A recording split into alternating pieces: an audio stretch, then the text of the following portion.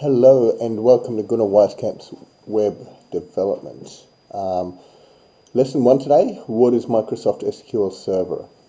We're going to be looking at where you can download SQL Server, look at the SQL interface, talk about what a database is, SQL security and logins, what are tables and where they are, what are stored procedures and where they are, what is a SQL coded statement. So a lot of issues to talk about there. So I'm going to be using here a Microsoft SQL Server 2014 for these demos, but you can probably use other versions as well because these demos are going to be somewhat simple. So let's, where can we download SQL Server? If you Google it, you'll hopefully come across this page. This is the Express version. It's free, gives you lots of features.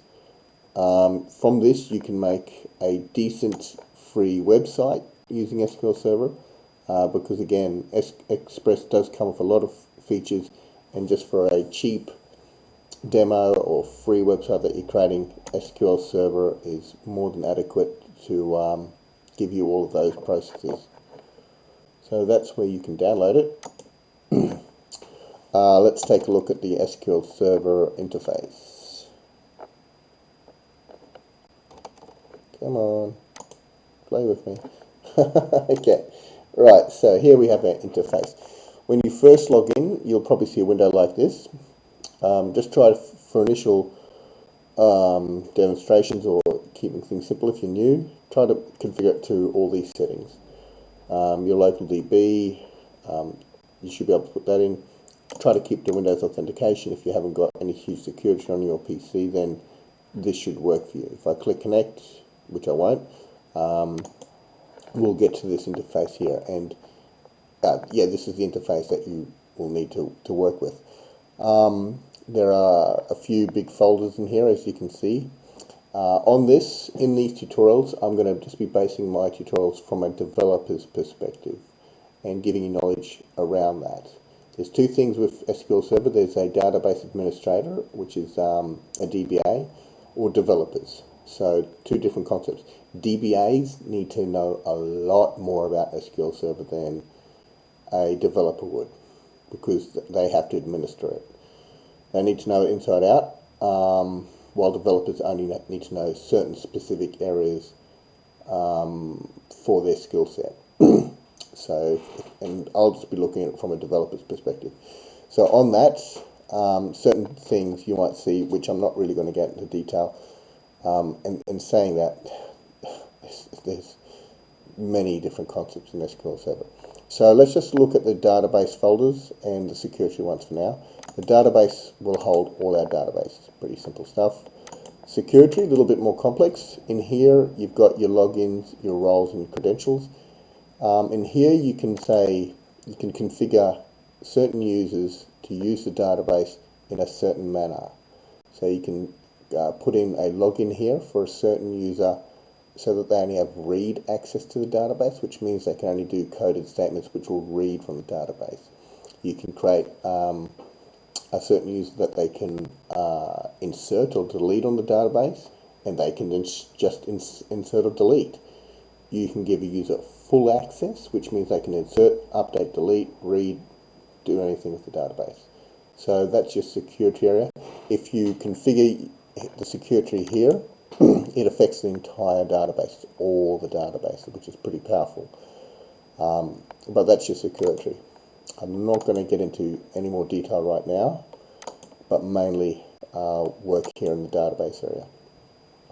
So here you can see we've got 3 personal databases of mine, so all set up differently, and all give different information. Before we click into those, one of the key questions was talk about what a database is, and I do want to fluff on a little bit about what a database is. A database is technically meant to store relational information. In SQL Server, there are a number of processes that help do that and make that process happen in a better way. But technically, you can put anything in a database. You can put any table to the database. Nobody is stopping you from doing that.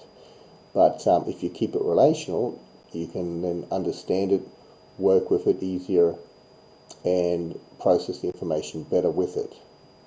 So in this example, I have here this school database that I've just made up, a really simple example. And once you click on a database, once we go into a database, we get a whole range of different folders again. I'm just going to talk about the tables one today and the programmability. But I'll briefly mention security again because we talked about it before. The security is the same as this one, but if you configure security here, you're configuring it for this database only, if that makes sense. So you can configure security just for a database. Okay, so just so that I stay on track, I wanted to, so we talked about security and logins, what a database is. We've had a brief look at the SQL interface. What are tables and stored procedures? So what are tables? Here we are. So under our database, we have a tables folder. What are tables? So in this example, I've created 3 tables. We've got course info, student info, teacher info. And tables are really there to store information, as you can imagine. And this is what I meant by keeping your database relational, because in here I've created these 3 tables. Course info will hold all the description of courses within that school. Student info will hold all the students in that school and certain information about the students. Teacher info, the same thing, the same sort of process. The thing is, this student info table is linked to this course info table. This teacher info table is also linked to this course info table because they're linked because each student can do a course and each teacher can teach a course. So both of these have some sort of relationship to this one, but just slightly different. So yeah, so that's a little bit about tables. At this stage, well, we'll just open up a table to see what the magic stuff here is in a table.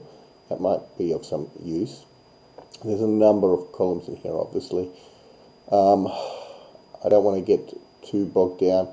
I think explaining this one, columns, is the most important one at this stage. Here you can see the columns already created against this one. And we have an ID column and a course description column.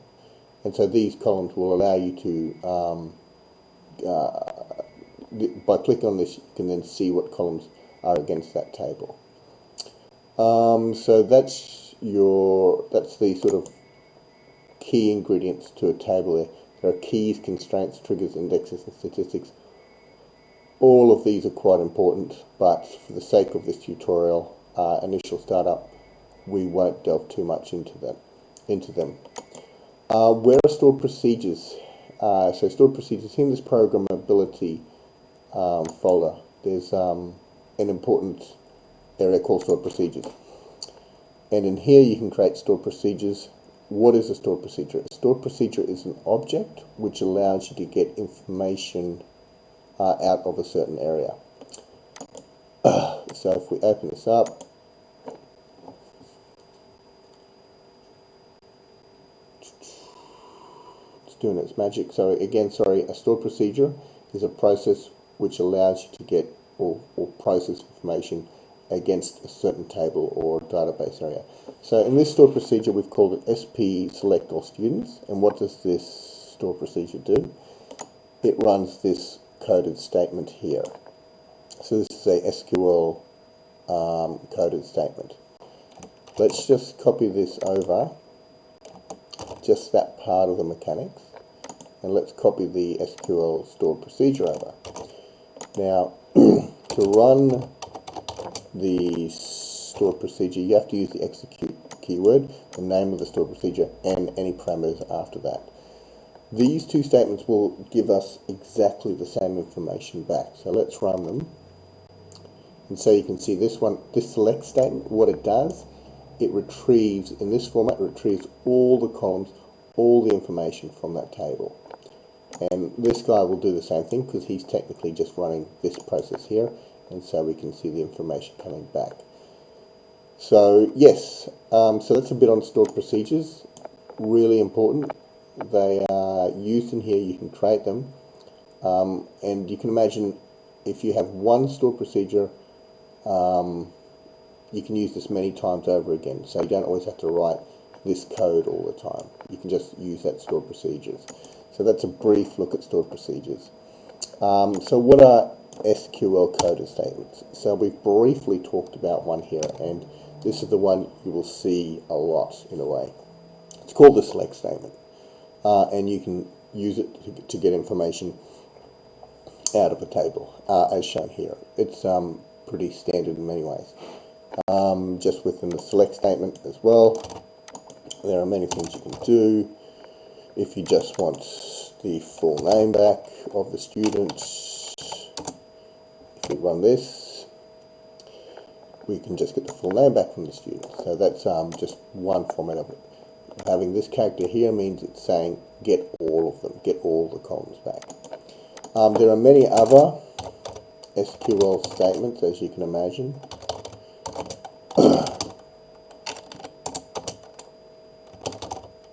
Oops, no, not where.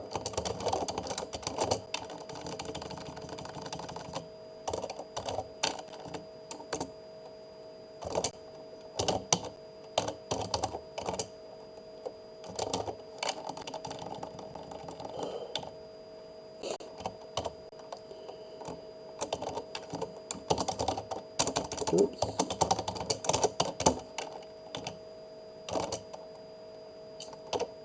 Oops. So what are we doing here? Hopefully that works. So what have we got here? This is called the insert statement. It's another SQL coded statement. As the name might give it away, it inserts. It gives you the ability to insert information on the associated table. So right now here we're inserting information on this student info table. You have to call the fields that you're inserting on.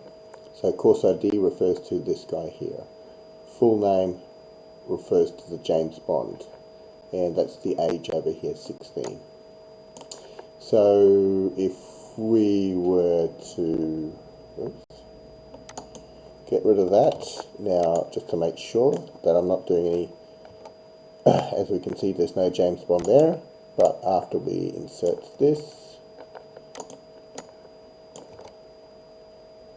James Bond has appeared on the table. You'll see he's been given his own unique ID, and he is associated with this course ID. And to sort of get you an understanding between the link relationship between these two tables, we can do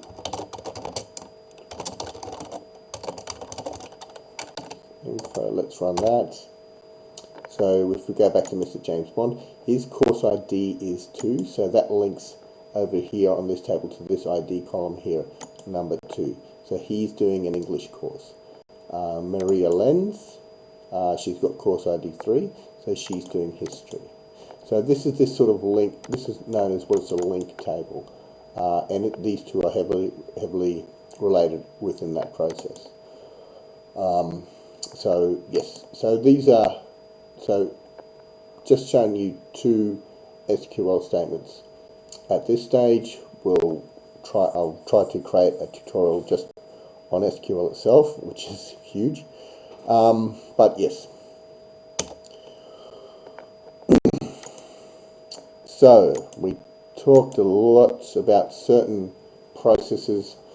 In my upcoming tutorials, I'm just looking to create certain other tutorials based around developers for those people, so that they can get themselves up and running and getting something easily working for them. Alright, thanks for your time and see you next time.